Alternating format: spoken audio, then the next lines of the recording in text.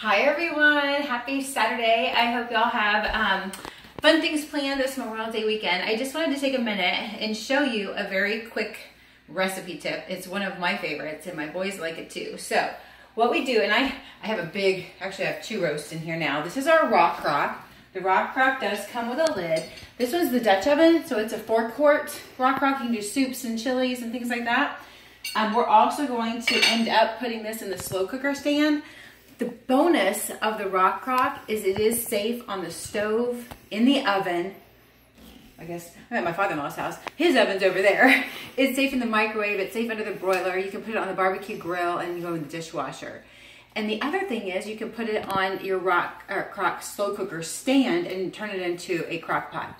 Now, most of the time, people are not taking and searing their meats before they put them in the slow cooker. And that's what kind of makes that, I guess, the texture of the slow cooker meals at the end of the week. If you've had a couple of them, they kind of are just different flavored mush, right? The searing the meats is gonna hold the juices inside, gonna prepare the meats just to really be able to have the best flavor it can have. So I'm just gonna take our chef's tongs. I did post, I think, about these earlier. I'm just gonna flip this over. I might need I might need 2 sets of tongs.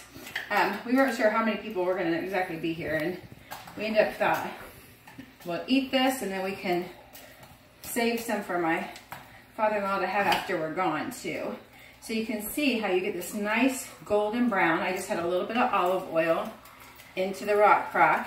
Heated that up before I added the meat, right? So you can see that. You want to kind of zoom in where you have a little bit of that golden brown on there. So while that is searing on the other side, I'm gonna bring you over here.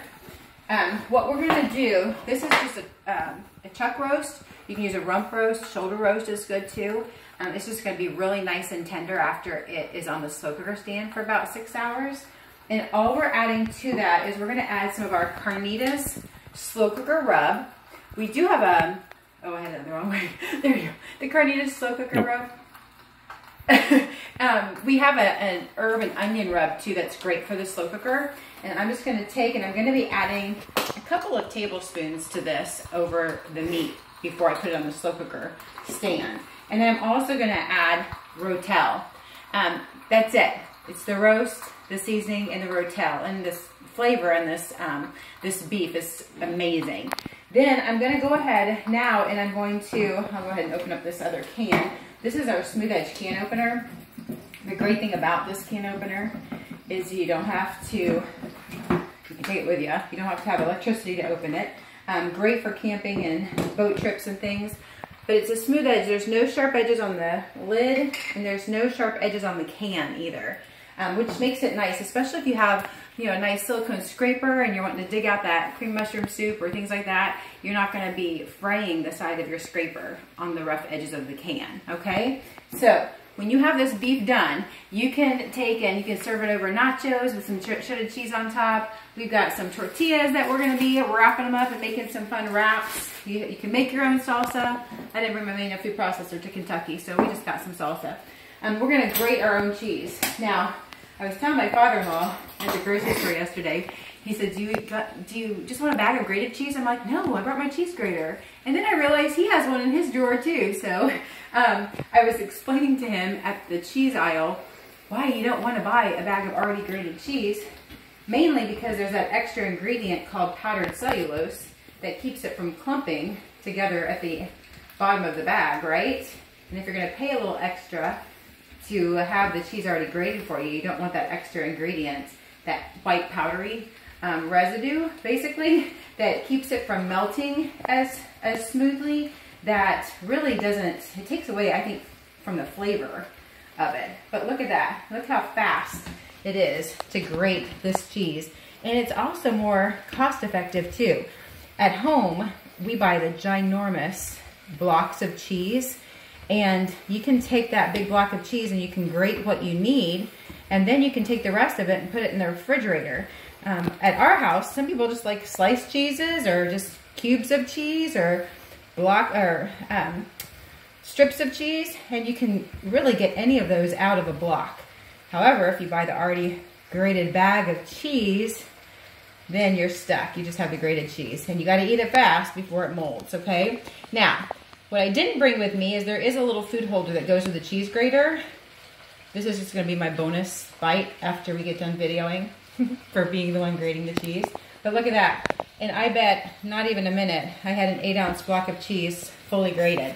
And if I bought an 8-ounce bag of cheese, I would have 2 cups. And I can tell looking at this is more than 2 cups of cheese right here. So you really do get more for your money when you buy a block of cheese. And the flavor is going to be good too.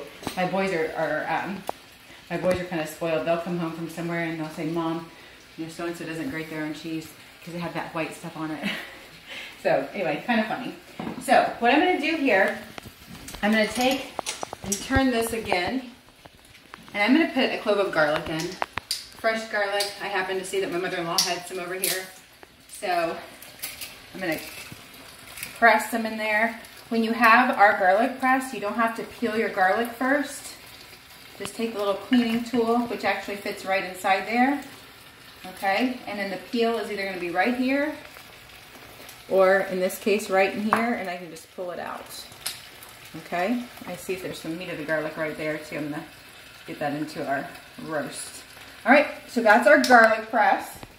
If you have any of these tools that I'm talking about this morning, comment underneath the video so everybody can see. If you have a question about any of the products that I'm using too, type that question and I can certainly answer a little bit later today. So, smooth edge can opener, cheese grater, garlic press, chef's tongs, the carnitas rub. I'm going to add this. Of course, I didn't bring my measuring spoons, and I found some in my mother-in-law's drawer. It's a set of 3, so I'm going to actually put a couple of tablespoons in. And then I'm going to add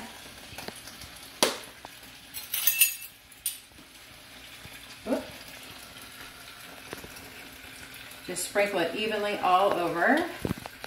And then I'm going to add both of our cans of Rotel. Now, if you were just doing this with 1 piece of meat, with 1 roast, you just need 1 can of Rotel and just 2 tablespoons. I did that twice since I had 2 roasts. I'm going to put this right over top. And that's it. I'm going to put the lid on, and then I'm going to show y'all the slow cooker stand. Now the slow cooker stand is great. You can use just as a warmer. Like I know I've done this before for chocolate fondue. A friend used it for a graduation party for chocolate fondue, so you can keep things nice and warm, as soup and things like that too. You can use it as a slow cooker.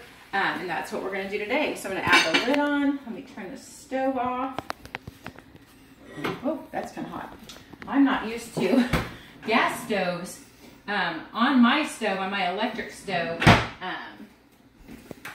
I can heat things up on my stove and then not have to have my oven mitts. But I'm going to do and just take this. I'm going to put this on high. Actually, I might start it on low today, and then I may move it up high. So that is our slow cooker stand, which is a great accessory piece. The RockCrok is $139 retail. The stand is $60 retail. If you get them as a set, you're going to save $30. So it's $169 for all of this. And honestly, if you use it once a week for 1 year, it's going to be about the cost of a McDonald's coffee per use. And you'll probably, I'm sure, use it more than a year. And more than likely, you'll use at least one of these pieces more than once a week. So that is it for now. I will check back in a little bit later and show you what this meat looks like and how tender it is and how easy it is to shred. So have a happy Memorial Day weekend. We'll talk to you later.